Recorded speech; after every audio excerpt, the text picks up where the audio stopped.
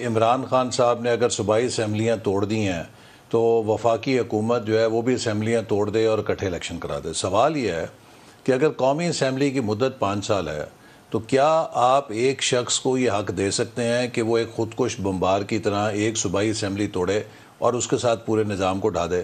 دیکھیے، پاکستان میں جو آئینی مدت ہے انتخابات کی وہ اکتوبر 2023 ہے، اور یہ بات میں ایک دفعہ نہیں کو 10 دفعہ ہمیشہ سے کہہ رہا ہوں کہ اکتوبر 2023 میں الیکشن ہوں گے جب 5 سال کی مدت مکمل ہوگی.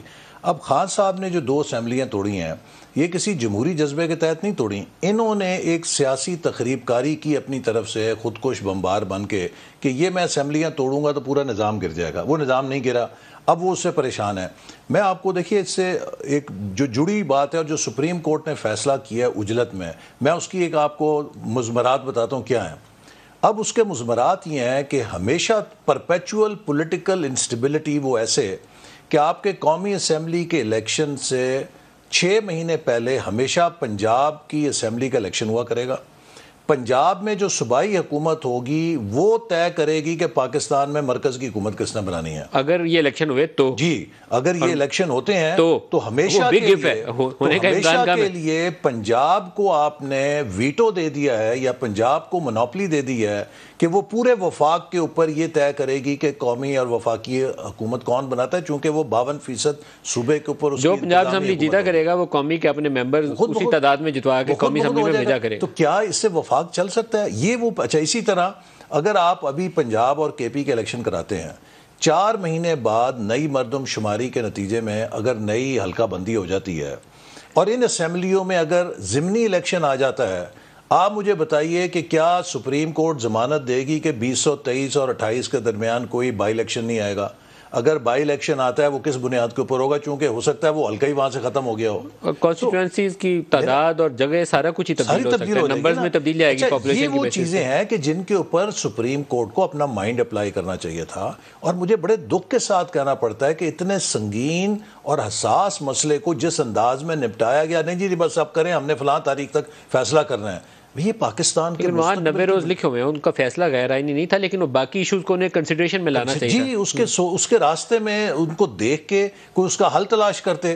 انہوں نے ایک بالکل آنکھیں بند کر کے دوبارہ سپریم کورٹ جائے گا یہ کیس ویری سون، یہ کیونکہ الیکشن کمیشن کے سامنے سب نے ہتھیار کھڑے کر آئینی مسائل ہیں. اجاز الحق صاحب، ایک جو گریٹ ڈائلاگ ہے نا، گریٹ ڈائلاگ کی ضرورت ہے جس میں آپ کی اسٹیبلشمنٹ 75 سالوں سے وہ پالیٹکس میں بنا بھی رہی ہے اور بگاڑ بھی رہی ہے. معذرت کے ساتھ ان کا یہ رول نہیں تھا، لیکن ابھی انہیں وے آؤٹ کے لیے بھی اپنا رول ادا کرنا پڑے گا، جیسے APS کے بعد انہوں نے رول ادا کیا تھا. بٹھانا پڑے گا آپ کو جوڈیشری کو اور پالیٹیشنز کو، جو مین سٹریم لیڈرز ہیں بڑی پارٹیز کے، ایک میز کے اوپر، تاکہ وہ تصفیہ کریں اور حل نکالیں اور اسی پارلیمان سے اس کے اوپر سٹیمپ آف اپروول لگے. اس کے علاوہ کوئی حل نہیں ہے. آپ سڑکوں کے اوپر اگر چاہتے ہیں بندوقیں لے کر ایک دوسرے سے لڑ لیں گے تو پھر ہم مار تو لیں گے ایک دوسرے کو، حل نہیں نکلے گا.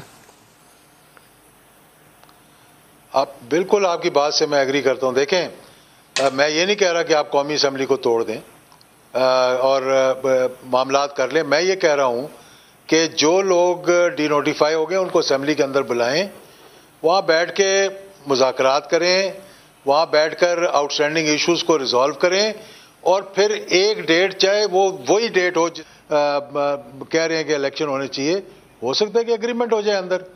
جب قومی اسمبلی کے اندر وہ جائیں گے، جب بیٹھ کر آؤٹ اسٹینڈنگ ایشوز کو، EVMs کے ہیں، اوورسیز پاکستانیز کے ووٹ کے ہیں، بھئی آپ ڈسکس کریں. ہو سکتا ہے آپ اس پہ ایگری کریں، ہو سکتا ہے آپ ایگری نہ کریں، پر یہ میں نہیں کہہ رہا کہ بٹھائے گا کون سر؟ یہ آٹومیٹک تو نہیں ہوگا نا، یہ تو تجویز ہوگی، لیکن یہ ان کو بٹھائے گا کون؟ اکٹھا کون کرے گا؟ ان کو انوائٹ تو کریں، ان کو آنے تو دیں. ان کو تو جانے نہیں دے رہے اسمبلی کے اندر. کیوں نہیں جانے دے رہے اسمبلی کے اندر جب وہ ڈی نوٹیفائی سر یہ فیصلہ یہ نہیں کر سکیں گے. میں آپ کو بتا رہا ہوں، یہ اس معاملے میں بوجھ اٹھانا پڑے گا اسٹیبلشمنٹ کو. وہ عمران کو ان کے ساتھ بٹھائے گی، ساتھ ان کو بٹھائے گی، ایک بندہ گارنٹی دے گا، پھر یہ کام آگے چلے گا. ویسے نہیں آگے چلے گا. یہ بات سے میں آپ کی ایگری کرتا ہوں. یہ میں متعدد مرتبہ کہہ چکا ہوں کہ جب بزنس مینوں کو بٹھا سکتے ہیں کانفیڈنس بلڈنگ میئرز کے لیے، ان سے بات چیت کر سکتے ہیں، انہیں بتا سکتے ہیں کہ جون سے پہلے IMF کا جو ہے وہ معاملہ طے نہیں ہوگا، تو اس کا مطلب آپ سے لے کے جون تک تو الیکشنز کی بات کوئی نہیں نہ کر رہا.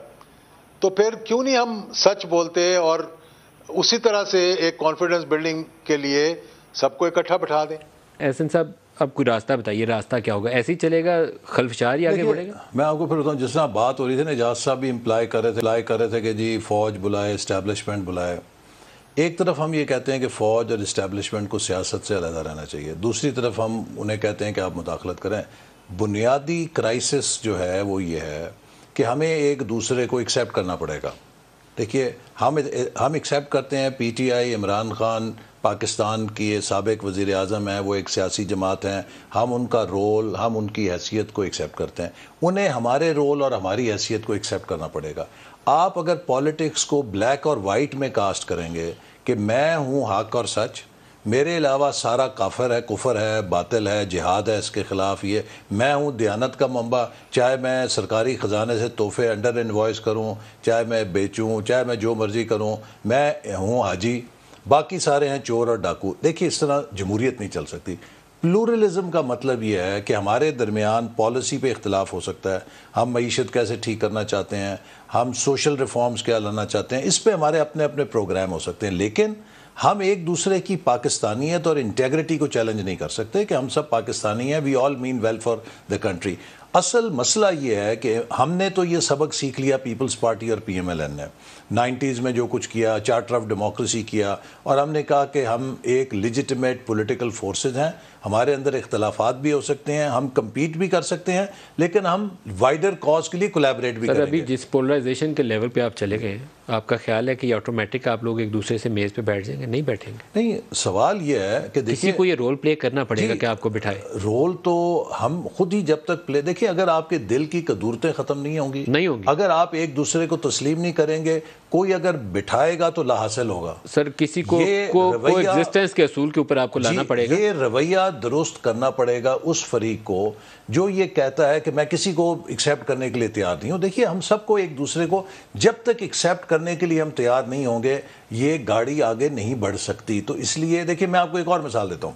پاکستان میں شریف فیملی اور بھٹو فیملی کا جتنا شکایات کا انبار ہے نا اسٹیبلشمنٹ کے ساتھ، عمران خان کا تو 200واں حصہ بھی نہیں ہے اس سے، ٹھیک ہے نا. پیپلز پارٹی نے جو مار کھائی اسٹیبلشمنٹ کے ہاتھوں، نواز شریف صاحب نے جو مار کھائی، جو ہماری پارٹی نے مشرف ہم نے تو بہت کچھ دیکھا، لیکن کبھی کسی نے ریڈ لائن کراس نہیں کی قومی اداروں کے بارے میں. جس طریقے سے ابھی عمران خان کو تو ہاتھ ہی نہیں لگا، ایک دن جیل نہیں گیا، کسی نے اس کے ساتھ کوئی سختی نہیں کی.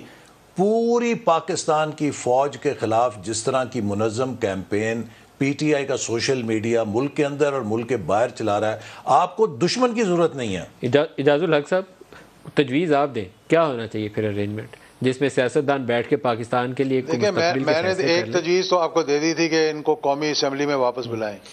یہ تجویز تو میں نے دے دی، اس پہ احسن اقبال صاحب آنے کی کوشش تک نہیں کر رہے، جستجو نہیں کر رہے اور ایگری نہیں کر رہے. تو جب وہاں بیٹھ جائیں گے آپ کی ڈائلاگ خود ہی شروع ہو جائے گا. مجھے پکا یقین ہے اس بات پہ. مطلب ہر جماعت کے اندر ایسے لوگ ہیں جو چاہتے ہیں کہ ماحول بہتر ہو. اور ایک ڈیٹ الیکشن کی دے دیں، اکتوبر سے 1 مہینہ پہلے دے دیں یار. کون سی قیامت آ جائے گی ملک کے اندر؟ ایک سٹنگ گورنمنٹ کے پاس یہ اختیار ہوتا ہے کہ they can call the elections before time. یہ کئی مرتبہ ساری as a matter of principle میں اس چیز کا حامی ہوں کہ پاکستان میں جولائی اگست کے مہینے میں جنرل الیکشن ہونے چاہیے اور ایک ہی دن سارے انتخابات ہونے چاہیے. 30 جون تک یہ بجٹ دے لیں، آئی ایم ایف کو سارٹ آؤٹ کر لیں، اس کے بعد 50-55 دن کا انتخابی عمل ہے، اس میں جائیں اور کسی وقت الیکشنز کرا دیں جب بھی وہ عمل پورا ہوتا ہے. اس کے اوپر کسی کو بٹھانا پڑے گا. اعجاز صاحب یہ خود نہیں بیٹھیں گے، نہ عمران ساتھ بیٹھے گا. عمران نے کہنا ہے چور ڈاکو، میں ان کے ساتھ بیٹھوں، یہ نہیں ہو سکتا. یہ کہیں گے ہم اس کو بلائیں کیوں؟ تو آپ کو ہم بلانے کے لیے تیار ہیں، آئے.